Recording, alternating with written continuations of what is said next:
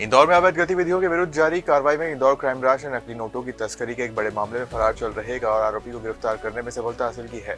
गिरफ्तार आरोपी के पास से 45 नकली नोट और एक प्रिंटर जब्त किया है। पकड़े गए आरोपियों के पास से नकली नोटों की कुल राशि लगभग 2 लाख के लगभग थी, जिन्हें अलग अलग सीरीज में तैयार किया गया था। नकली नोट के मामले में एक और आरोपी गिरफ्तार करा है, किस तरह से सूचना है?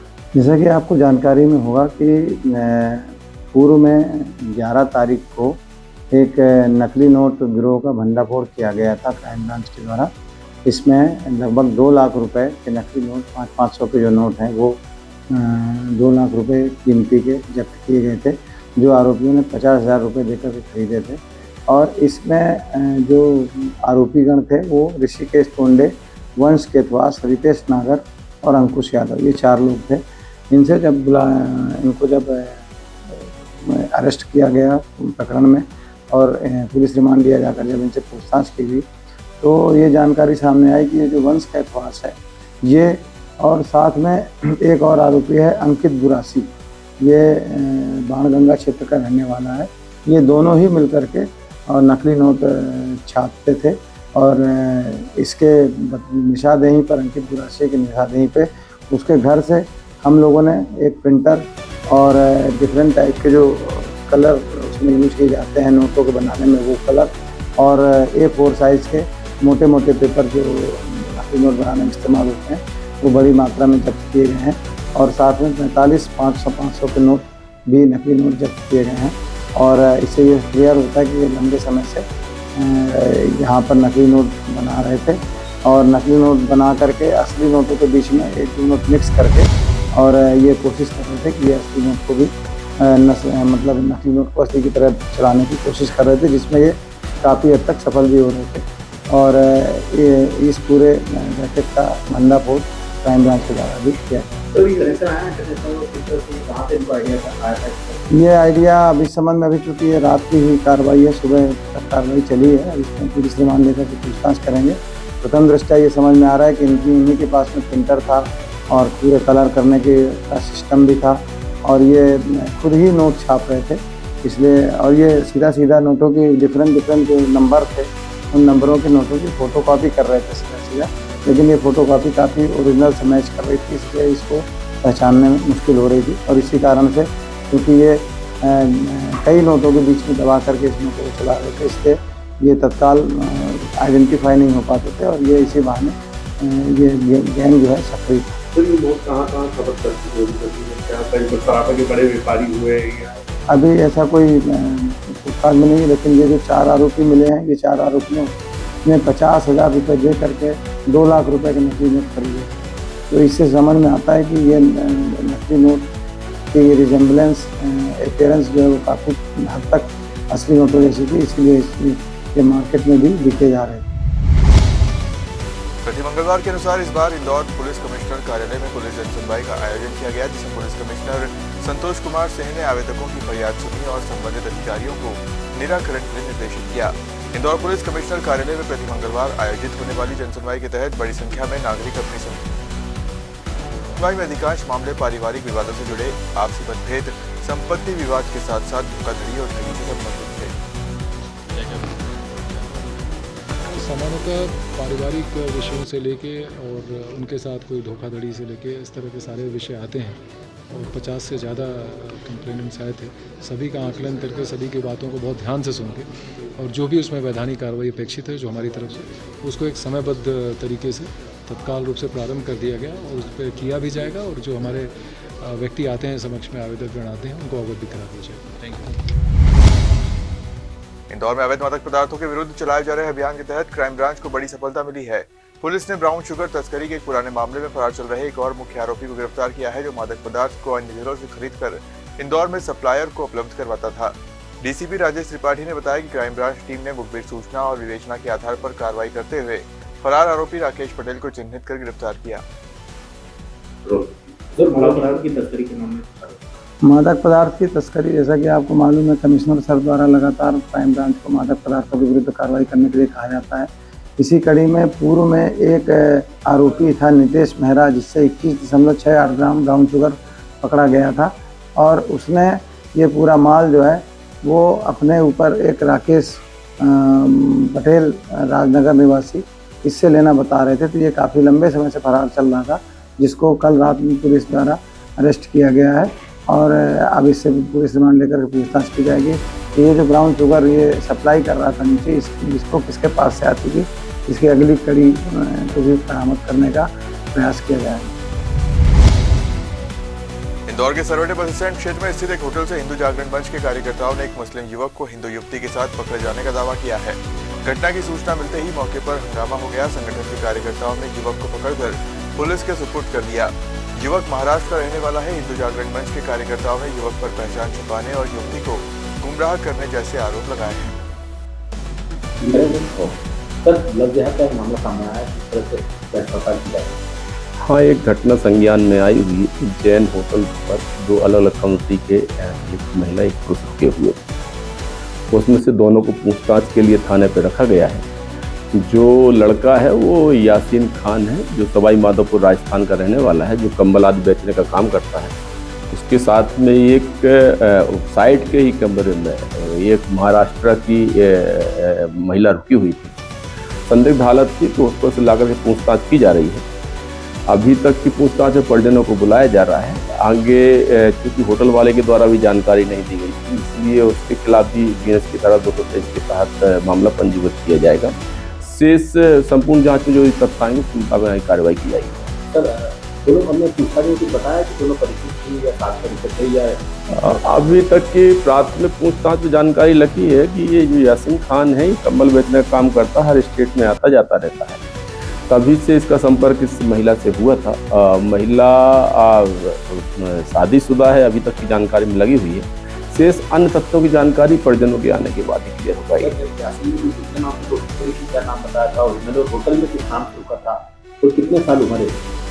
नहीं, लगभग 35-37 साल के लगभग की उम्र की अभी जानकारी लगी हुई है। शेष बाकी अभी सारे तथ्य लिए जा रहे हैं, सारे डॉक्यूमेंट्स निकाले जा रहे हैं और कि होटल में कौन से दस्तावेज इस्तेमाल किए गए हैं और किस नाम से रुके हुए हैं। अभी तक की जानकारी में यही है कि इसी नाम से रुका हुआ है और हमारी जांच जारी है इस पर। लगभग हाँ, सेम उम्र के ही लोग लग रहे हैं दोनों। इंदौर के अनपुरा थाना पुलिस ने नियमित चेकिंग अभियान के दौरान अवैध शराब का परिवहन करते हुए एक आरोपी को गिरफ्तार किया है। ये कार्रवाई चाणक्यपुरी चौराहे पर की गई, जहां पुलिस द्वारा वाहनों की सघन जांच की जा रही थी। जब वाहन की तलाशी ली गई तो उसमें से 12 पेटी अंग्रेजी एवं देसी शराब बरामद की गई। जब्त की गई शराब की कुल कीमत 5 लाख रुपए से अधिक बताई जा रही है। थाना अनपुरा में एक कल रात्रि को चाणक्यपुरी के बाद चेकिंग के दौरान एक गाड़ी को रोका गया था। गाड़ी को रोका गया 4 व्हीलर को। जब उसकी तलाशी लगी तो उसमें शराब भरी थी, जिसमें देसी अंग्रेजी दोनों प्रकार की शराब थी और लगभग 177 लीटर कुल मिलाकर शराब है, जिसकी लगभग कीमत 2 लाख से अधिक की कीमत की शराब जब्त की गई है। इसमें गाड़ी को भी जब्त कर लिया गया है। इसमें जो आरोपी है विजय राठौड़ है, जो कि धार का रहने वाला है। अब ये कहाँ पर से लेकर आया तो कहाँ लेकर जा रहा है, इस संबंध में पूछताछ की जा रही है। इंदौर कनाड़िया पुलिस ने अवैध मादक पदार्थ तस्करी के खिलाफ बड़ी कार्रवाई करते हुए आरोपियों को गिरफ्तार किया है। दोनों आरोपी कनाड़िया क्षेत्र में तस्करी के उद्देश्य से घूम रहे थे। आरोपियों के कब्जे से करीब 25 ग्राम स्मैक ब्राउन शुगर बरामद की, जिसकी कीमत 2 लाख रुपए से अधिक बताई जा रही है। इंदौर पुलिस के द्वारा लगातार जो ड्रग्स है, ड्रग्स के जो नेटवर्क है, उस पर कार्रवाई की जा रही है। थाना कनाड़िया में भी एक सूचना मिली थी कि कोई 2 लड़के हैं जो बाहर से पब्लिक ट्रांसपोर्ट के माध्यम से यहाँ आए हैं और कोई यहाँ डिलीवरी देने के लिए आए हुए हैं। इस सूचना के आधार पर जब चेक किया गया, राउंड अप किया गया, तो 2 लड़के अलग अलग स्थानों से मिले हैं और ये दोनों लड़के, एक का नाम मोहम्मद साकिब है और दूसरे का नाम अमान अली है। और लगभग कुल दोनों को अगर बात करें तो 25 ग्राम के आसपास की ब्राउन शुगर जो स्मैक होती है वो बरामद हुई है। और दोनों ही जो लड़के हैं, दोनों युवक हैं, ये खंडवा के रहने वाले हैं। अभी जो इनका यहाँ जो पैडलर्स का जो नेटवर्क है उनसे उस संबंध में पूछताछ की जा रही है। साथ में ये कहाँ से लाए थे, इस संबंध में भी जो बैक जो ट्रेसिंग है उनका जो एनालिसिस वो किया जा रहा है। क्या कीमत होगी? ये जो जब्त की गई जो नारकोटिक्स ड्रग्स है लगभग 25 ग्राम जो 2.5 लाख के आसपास की है और इसमें 8/22 NDPS एक्ट के तहत कार्रवाई की गई। तो पूछताछ की बात सामने है कि पुड़िया बना के बेचते थे। हाँ, ये बेसिकली अलग अलग मात्रा में, चूंकि ये जो मात्रा है इसको अलग अलग रूप में जो नीचे जो पैडलिंग करते हैं, जो डिस्ट्रीब्यूशन करते हैं, उनको अलग अलग ग्राम्स में ये देते हैं। फिर बाद में वहाँ से जो पुड़िया या टोकन के रूप में वो अलग अलग लोगों तक पहुँचती है। इंदौर के खजराना क्षेत्र में बीते दिन निगम द्वारा अवैध अतिक्रमण हटाने की कार्रवाई की थी, जहां कई निर्माण ध्वस्त किए गए थे। इसी को लेकर मंगलवार को कलेक्टर जनसुनवाई में कांग्रेस पार्षद रुबीना इकबाल खान एक महिला के साथ पहुंची, जहां उन्होंने बताया कि उक्त पीड़ित महिला को अवैध रूप से कॉलोनी काटने वाले कॉलोनाइजर ने RE2 क्षेत्र में कॉलोनी काटकर मकान दे दिया। अब पीड़ित महिला खुद को ठगा हुआ महसूस कर रही है, क्योंकि निगम ने उनका मकान भी ध्वस्त कर दिया। हम लोग उसकी जांच कराएंगे और उसमें जो भी वैध कार्रवाई होगी हम लोग करेंगे। सर, ग्रीन फील्ड के जो रहवासी जिनको मकान हटाए गए, कल वो सभी लोग आज भारतीय समाज के लोग आए थे, उनसे भी आपकी चर्चा हुई? नहीं, अगर देखिए जो भी प्रोजेक्ट के लिए अगर कोई विस्थापन होता है तो उसका पूरा नियमानुसार विस्थापन हो, उनको कहने का उनका अवसर दिया जाए। हम लोग इस पूरी प्रक्रिया का पालन करते हुए कार्य कर रहे हैं और यदि इसके बाद भी कोई समस्या हो तो निर्णय करेंगे। ठीक सर, थैंक यू। धन्यवाद, थैंक यू। इंदौर में तेजी से बढ़ती ऑनलाइन ठगी की घटनाओं पर अंकुश लगाने के उद्देश्य से एडिशनल DCP राजेश दंडोतिया के द्वारा साइबर प्रोटेक्टर नाम से एक पुस्तक लिखी गई, जिसका पुलिस कमिश्नर के द्वारा विमोचन किया गया। 7 महीने में जो प्रकरण सामने आए हैं उनको इस पुस्तक में विस्तार से न सिर्फ बताया है, बल्कि किस तरह पुलिस ने निराकरण किया उसका वर्णन किया है। पुस्तक का विमोचन किया गया है सर। ये हमारे additional DCP crime Rajesh Dandotiya हैं। इन्होंने एक पुस्तक लिखी साइबर प्रोटेक्टर, जिसमें बेसिकली जो केस स्टडीज़ हैं, जिस तरह के अनुसंधान में, जांच पड़ताल में जो केस स्टडीज संज्ञान में आई, उसको सिंपल भाषा में एक्सप्लेन किया है और कुछ साइबर फ्रॉड और साइबर क्राइम से जुड़े हुए टर्म्स को एक्सप्लेन किया है और कैसे जो साइबर क्रिमिनल है आम आदमी को अपने जाल में फंसाते हैं। एक तरह से एक्सप्लेन इसको घटनाओं के हिसाब से, जो केस स्टडीज़ है उसके हिसाब से सिंपल लैंग्वेज में एक्सप्लेन किया गया है, ताकि आम आदमी भी इनको समझ सके और साइबर अपराधों के प्रति जागरूक हो सके। जैसा आपको पता ही है कि साइबर अपराधों से बचाव का सबसे जो बेहतर उपाय है, सबसे प्रभावी उपाय है, वो इन चीज़ों को समझना है और कैसे अपने आप को बचा सकते हैं, कैसी क्या सावधानियां रख सकते हैं जिससे कि साइबर अपराधियों के जाल में ना फंसे। और अगर कभी ऐसी कोई बात आती है, जैसा हम लोगों ने पहले भी कहा है कि डिजिटल अरेस्ट जैसा कुछ नहीं होता है, कोई ऐसी चीज़ नहीं है जो एक हफ्ते में आपका पैसा 2 गुना या 3 गुना कर देगी, या अन्य किसी प्रकार के आपको कोई डाउनलोड या कोई इस तरह का चीज़ भेजता है जिससे कि आपको वो कोई लुभावने प्रॉमिस करता है, वादे करता है, तो इसको तुरंत ये मान के चलें कि आपके साथ साइबर अपराधी जो है अपराध करने का प्रयास कर रहा है, तुरंत पुलिस को 1930 पर इसकी सूचना दें और उन पर तुरंत कार्रवाई करें।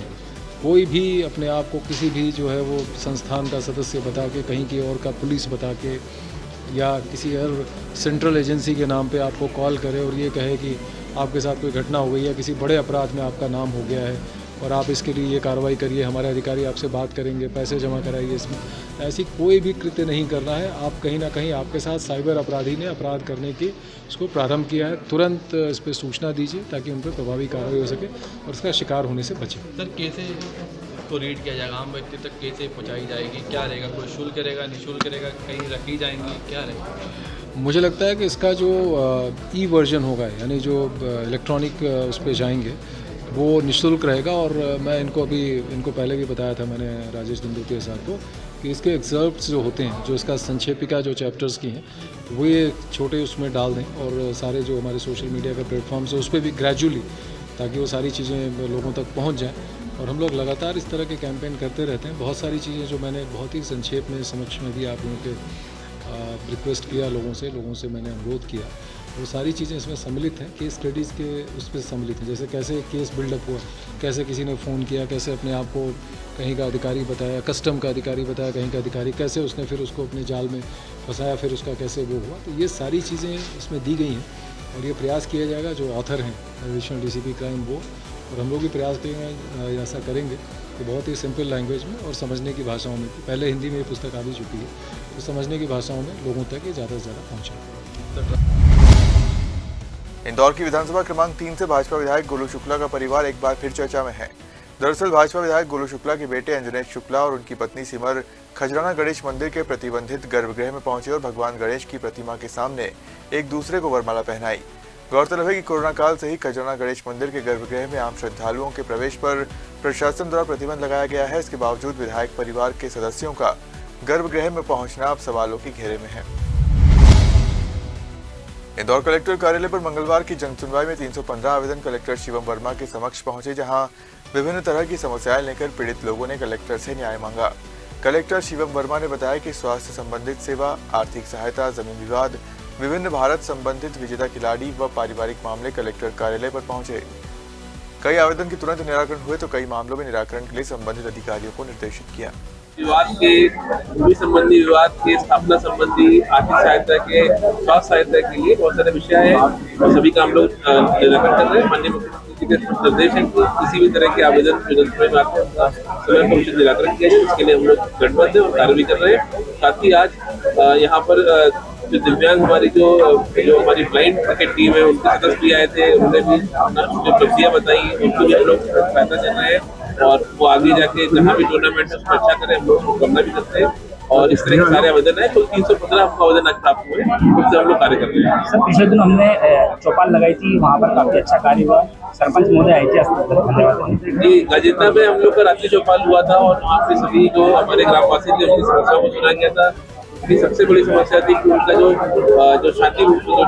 शमशान घाट की जो भूमि थी फॉरेस्ट में उसका निर्माण नहीं हो पा रहा था, तो उसका निर्माण हो गया है। और कुछ रोड की समस्या थी जो भी हो रहा है और हम लोग सभी लोग गठबंध है क्योंकि माननीय मुख्यमंत्री जी ने अभी कलेक्टर कॉन्फ्रेंस में निर्देश भी दिए थे कि रात्रि चौपाल लगाकर हमको गाँव में उनकी समस्याओं को सुनना चाहिए और उनका निराकरण करना चाहिए। उसी दिशा में जिला प्रशासन इंदौर निरंतर कार्य भी कर रहा है और हम लोग प्रयास कर रहे हैं कि हमारे सभी जो गाँववासी है उनके हम खुद जाके उनकी समस्याओं को उनसे निराकरण करें। इसी क्रम में गजिंदा में भी कार्य हुआ था। आगे आने वाले टाइम में हम इस प्रकार के कैंप और भी जारी रखेंगे और समस्याओं का निराकरण करेंगे। मॉडर्न पेंटाथलॉन गेम में साउथ अफ्रीका में गोल्ड मेडल सहित कांस्य और रजत पदक जीतने वाली भूमि अग्रवाल इंदौर कलेक्टर कार्यालय पहुंची, जहां कलेक्टर शिवम वर्मा को साउथ अफ्रीका और मैच के अनुभव बताए। दौरान कलेक्टर को भूमि ने कहा कि आगामी समय में आयोजित होने वाले एशियन गेम्स के लिए तैयारी कर रही है, लिहाजा उन्हें शूटिंग के लिए स्पोर्ट्स गन किट की आवश्यकता है, जो कि करीब 2 से 2.5 लाख रुपए कीमत की है। आर्थिक मदद की मांग पर इंदौर कलेक्टर ने भूमि को सकारात्मक आश्वासन दिया है।